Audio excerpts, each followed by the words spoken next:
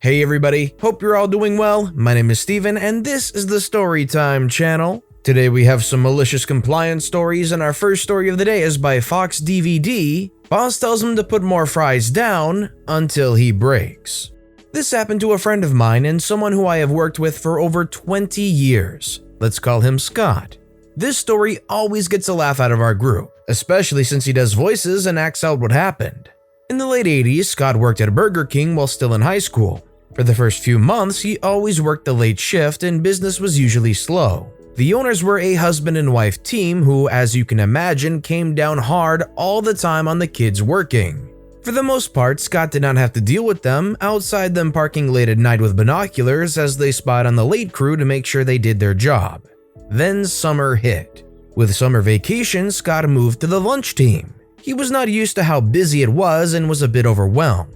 His main job was on the fryer. He took care of the fries, onion rings, and chicken sandwiches. The lunch crowd was really starting to build up that first day he was on the day crew, and the wife owner walks by Scott, looks over his shoulder, and in a very harsh voice tells him, "Put down more fries," which Scott does. A few minutes later, she walks by again, even more agitated, and screams, "Put down more fries, we don't have enough." Scott puts down more. A third time, she comes by and grabs him by the arm and pulls him around. She got right up in his face and said, "Are you some kind of idiot? I said put more fries down now." So Scott did the only thing he knew how to do. He filled every fryer with as many fries as would fit and loaded every single row with as many fries as you could possibly put down. Soon the basket that held the finished fries was overflowing because he had so many. Well, the boss comes around, raises her hands in the air and starts screaming, "You made too many freaking fries!" At which point, Scott had enough. He picked up a mustard and ketchup bottle and squeezed them both right into her face and clothes, yelled, "I quit," and stormed out of there. He said he was shaking so bad driving home and was worried the police would show up, but they never did. So let me ask you guys, do you think if you were working a job at a fast food place, somebody could get so on your nerves that you would actually go and grab the condiments and just spray them in the face with them? I think personally, for me, you would really have to get on my bad side. To be fair, the wife owner did do a lot of needless yelling right in Scott's face, but for me, that would take a lot. So let me know your thoughts in the comments down below. Our next story is by xxaerith. You want to approve everything? Okay. I recently got promoted to a management position. I manage a specialized team that operates with some degree of autonomy from the main part of the business and have been expected to build the team's processes and procedures from the ground up. It's a new type of team which hasn't existed within my company before, nor I believe the industry at large. In order to ensure our team operates as efficiently as possible, I implemented a procedure whereby our clients are required to sign a document stating they have reviewed all of their contracts and understand that by signing them, they are unable to make changes for change of mind reasons. It encourages them to make any changes they want before we proceed with their project, preventing unnecessary revisions and loss of time and money for both them and us. After implementing the procedure, I started to get constant requests for amendments to contracts, despite the client signing off on the policy. When I would refer to this policy and my refusal to approve the requests, the consultants liaising with the clients would circumvent me, approaching middle management who are not my supervisors, but certainly above me in the hierarchy, who would then override me, despite this being a company-wide informal policy that I had chosen to formalize within my team. During one particularly heated meeting with one particularly demanding middle manager, he insisted that I stop making any decisions regarding these changes and instead channel everything through him for approval. Okay, no worries. Every request I received, no matter how big or small, I advised the consultant, "I'm so sorry, this has to go through Mr. Manager." At first, he was approving the changes and we were raising contract variations and everything was moving smoothly. Then the requests started increasing. Clients who made one request and received their revised documents were then immediately asking for more changes. In short, a steady drip feed of constant revisions snowballed into a very full inbox for Mr. Manager. Today, Mr. Manager requested a meeting with my direct manager to discuss the volume of requests he is receiving. Something tells me I'll be responsible for the approval of them again soon. Definitely a case of micromanaging, I think. And of course, Mr. Manager feels the need to involve himself with all these decisions because it's so important and needs his feedback, only to realize A, it's a very bad idea, and B, how much needless work he just put on his own shoulders. So yeah, I'm sure it'll go back to OP pretty soon. Our next story is by Pildownton Abbey. If you blame it on the phone system one more time, I'm canceling our support contract.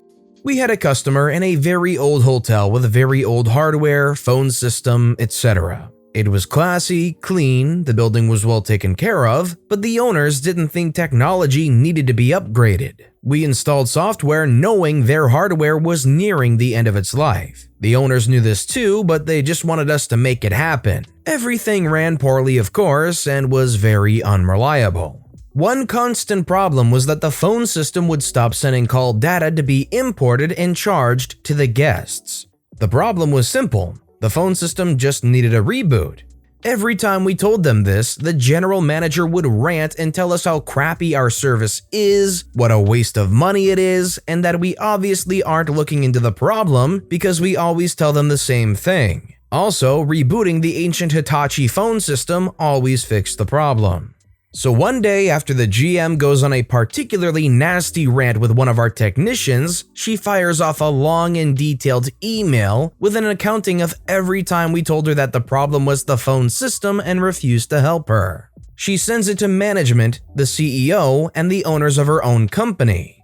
In the conclusion of her email, she states that if we ever tell her that the phone system is the reason for the issue with the phone system, she will cancel the support contract and look for another software vendor.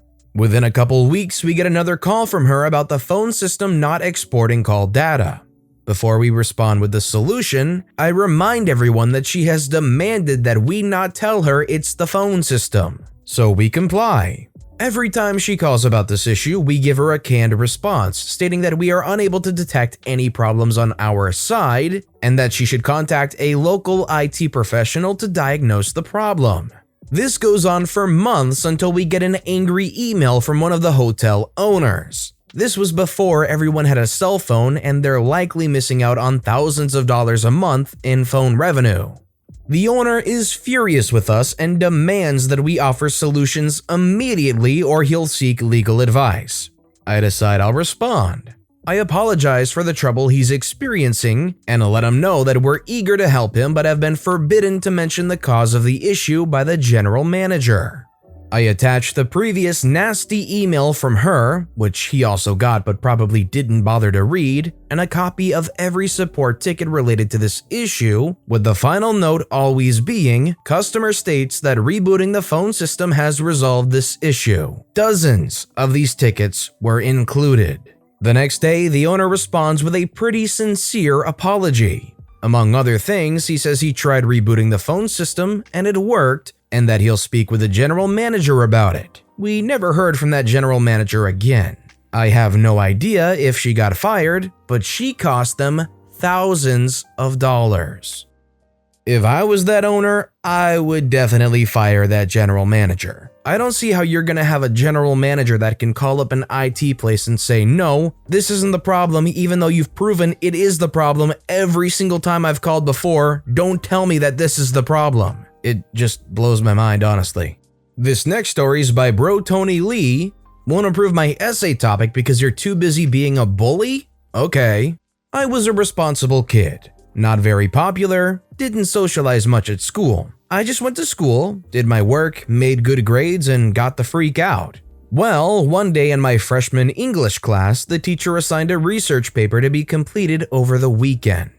She said we could pick any topic we wanted as long as it had to do with the Elizabethan era. We were supposed to get our topics approved during class that day, but before I could get my topic approved, the teacher decided she had a problem with my cap sleeves. At this time, I didn't know what the freak cap sleeves were. I got my uniform shirt in the uniform section of the uniform store. I explained this, but she still decided to write me up for it and send me to the office, ignoring the more popular girls wearing shirts 2 sizes too small that wouldn't even reach to tuck into their designer pants. I actually don't remember the outcome of the cap sleeves write-up. Trauma does weird things to your memory, but I do remember that I couldn't get my topic approved since I was sent out of class. I tried to talk to her before leaving school, but she made it clear that she was too busy for me. So, I chose to write about torture devices used in the London Tower of Terror during the Elizabethan era. And I made it a long paper too. Not only did this little old lady have to spend her time reading about anal pairs, but I also got an A. I'm kind of stuck in this limbo on whether I Google it or not. Right now, I'm not, but I have a feeling at some point I probably will. Our next story is by Procrastinator 3000 V2. Oh, I must paint my garage? Sure thing. A friend of mine lived in a pretty big neighborhood with a pretty strict HOA. He was the first house at the bottom of the hill that you saw when you drive in. He asked and was allowed to add a garage onto his house and did so, siding it with cedar planks. It looked great. His HOA disagreed and told him the bylaws state all exposed walls must be painted. He tried to appeal but was shot down unanimously. So he checked the bylaws further and found that while it was stated that all exposed walls must be painted, there was absolutely no mention of any color restrictions.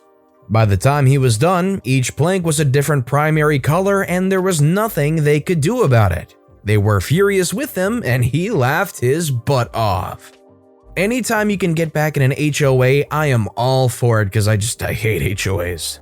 This next story is by Monster1017, Turned My Hood into a Pocket. Back in high school in the late 2000s, I was a smart butt. I like to do things differently. Still do. Anyways, I at some point in time after forgetting my locker combo enough times, decided to take the lock off the back of the spinner and just not have one.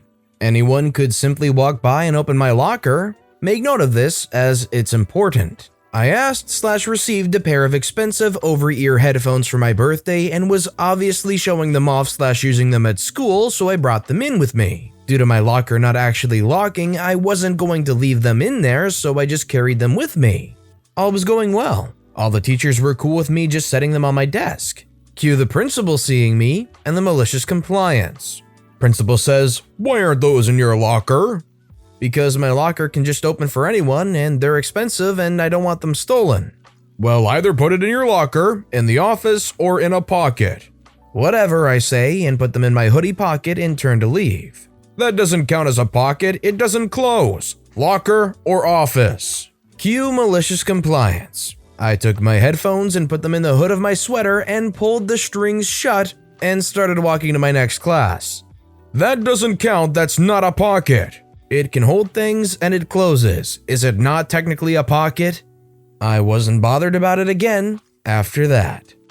I don't know if that truly is a pocket, but I'll accept it in this case, especially considering you don't want those stolen and you don't want to have to hand them over to the office. But besides, most pockets don't close, they're just kind of open and you put things into the pockets, they don't seal. But it's all in the details. And our final story of the day is by Of the Bridge 37, Get That Tape Off Your Floor.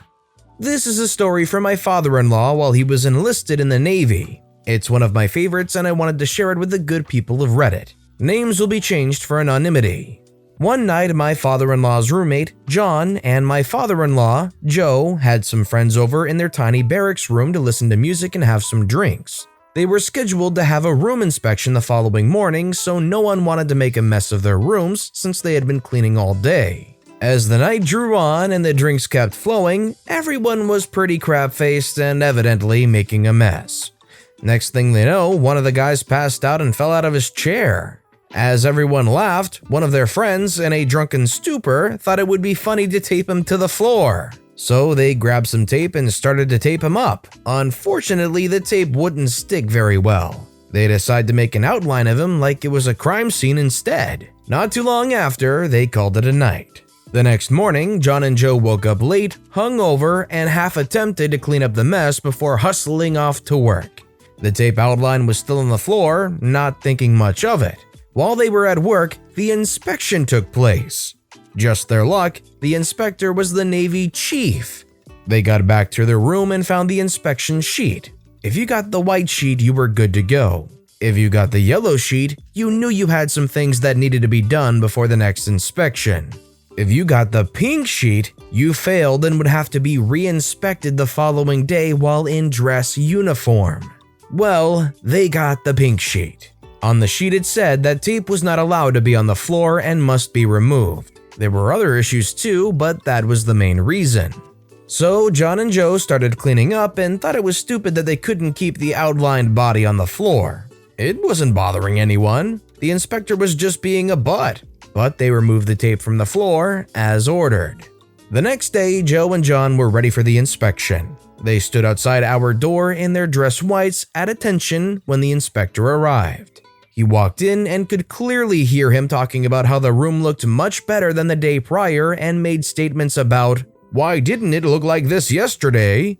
and "This is how a room should look all the time." Then all of a sudden they heard, "What the freak?" The Navy chief yells, "Last names, Joe, John, get your butts over here right now. What the heck is on your ceiling?" Joe, being the little crap he is, stated matter-of-factly, "It is the outlined body, sir. You said we can't have it on the floor, so we took it off the floor, sir." Oh, his face. You could literally see the rage building up. In a short tone, he told them to get the tape off the freaking ceiling and to not do it again. He passed them. All things considered, I'm actually surprised that they were able to be that smart with them and still get to pass. That was a legitimate Navy chief and they were able to get by with that. I guess they must have had some level of humor.